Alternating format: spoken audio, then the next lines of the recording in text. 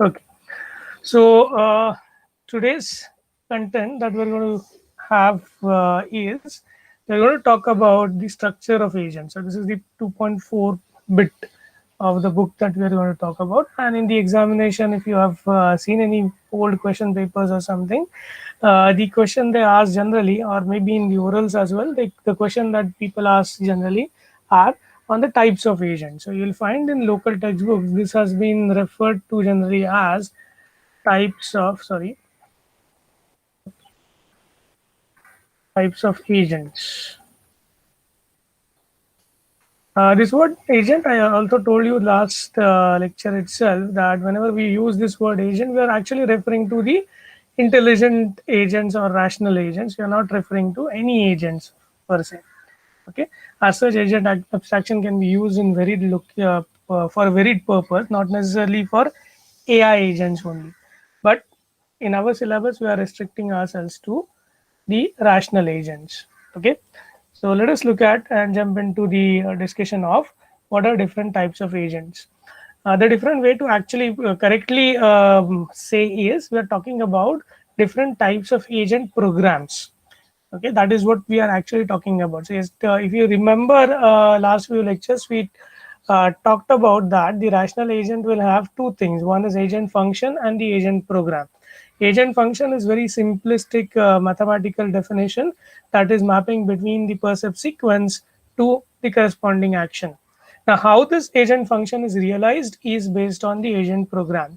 And the one we are looking forward to in today's lecture are referred to as the types of agent programs, actually.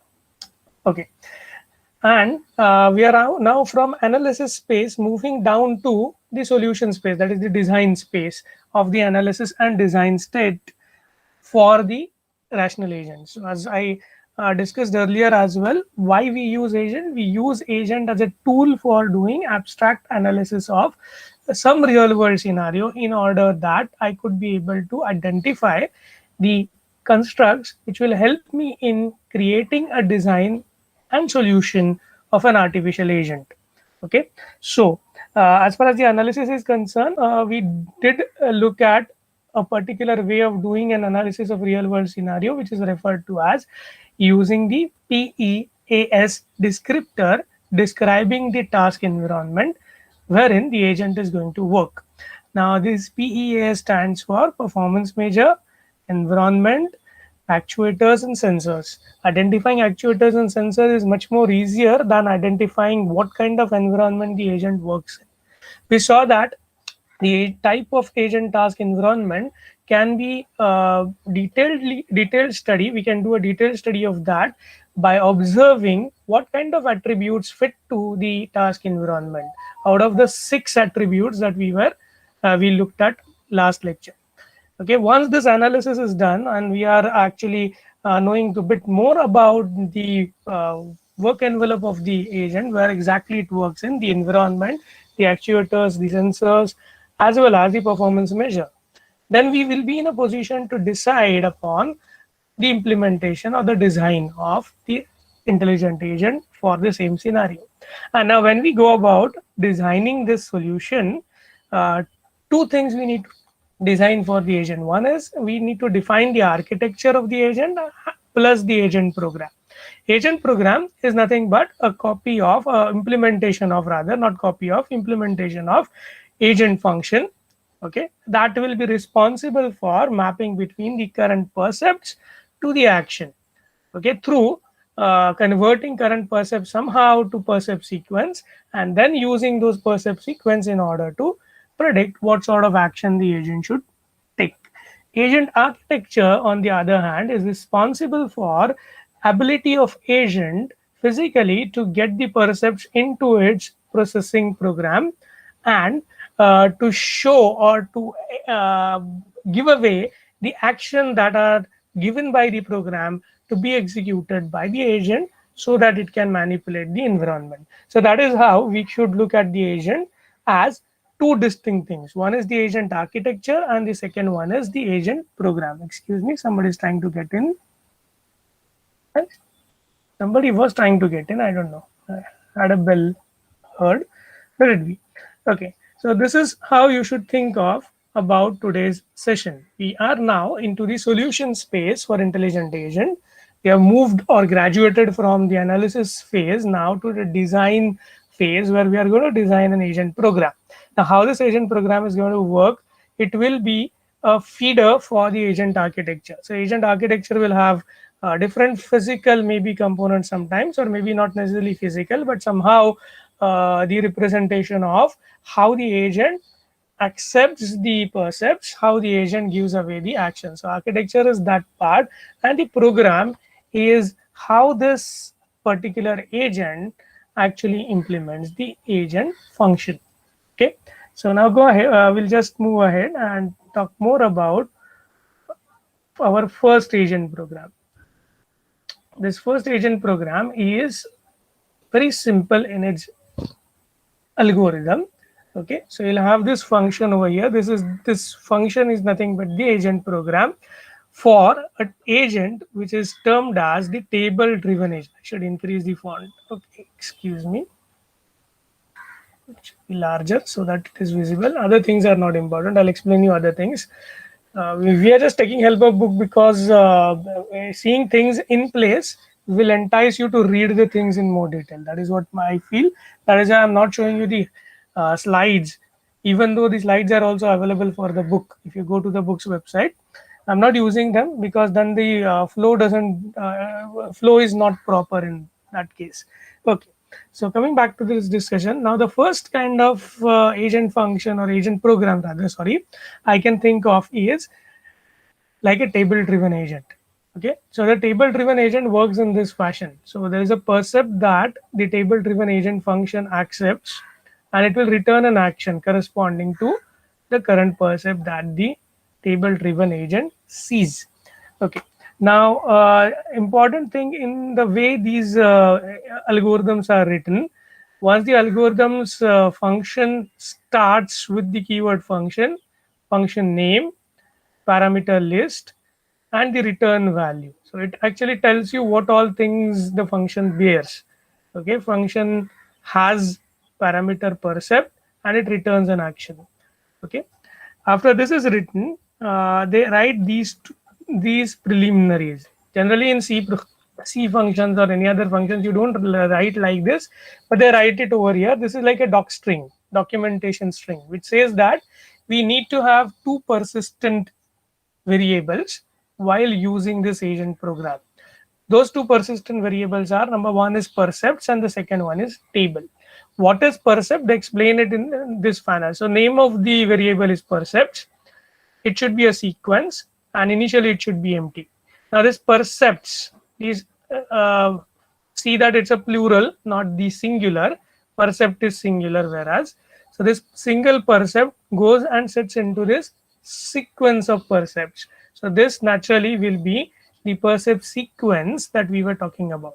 And as it is referred to as a persistent variable, it means it is going to preserve all the percepts that are coming through the call to the function. So this function is going to sit inside that question mark brain of the a question mark block of that particular agent architecture that we saw. The input coming through the sensor, which is referred to as percept, is going to go into invoking this particular function, table driven agent. So it's a function called as table driven agent. This function will have a list called as percepts, which is sequence. They are referring to it sequence because it is independent of programming language, but we can think of, because we know data structures and algorithm, it will be a list of previously seen percepts. Initially definitely it will be empty because we might not have seen any percept at that point. Now the table is another variable that it has. This is table of actions. So this is the table of actions. This is indexed by percept sequences. Okay, an important thing is this is initially itself, it should be fully specified. So this is very much important criteria. It should be initially fully specified. That means I do not have ability to alter this variable. So this is an immutable variable in that sense. It cannot be altered over the calls, but it is a static kind of a variable. So it is going to sit in my program, sit in my function block, and as I call again and again, I can update it, the percepts variable, but I cannot update table. Both are static. Generally, static variables are uh, preserving their values across multiple calls to that variable. But besides being static, the table variable is also uh, unmutable or immutable, as they refer it to as. Okay. Now these are the only two steps the algorithm has. Step number one, whatever percept is coming, append it to the end of percepts. Now the variable percepts is updated with all the recent percepts. Okay. I'm doing a lookup, simple lookup, because it's a table. I'm just doing a lookup percepts into table. The percepts is my index of the table. So table is composed of percepts on one side, and on the other side I have the action. So here I have the action, and here I have the percept sequence, or PS. I know I should use the text box, but I'm not using it. Okay. And as I do the lookup, what I will be doing is I'll be looking up into this index. So there'll be a lot of percept sequence, one below the other in the table. Just pick up the matching percept sequence to the percepts value currently I have.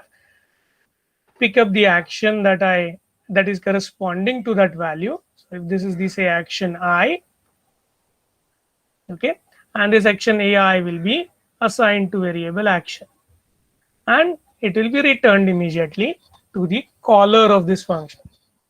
Okay. Now the action is given out from that question mark block. It will go to the actuators. There will be some driver for actuator, and then the actuator will drive itself.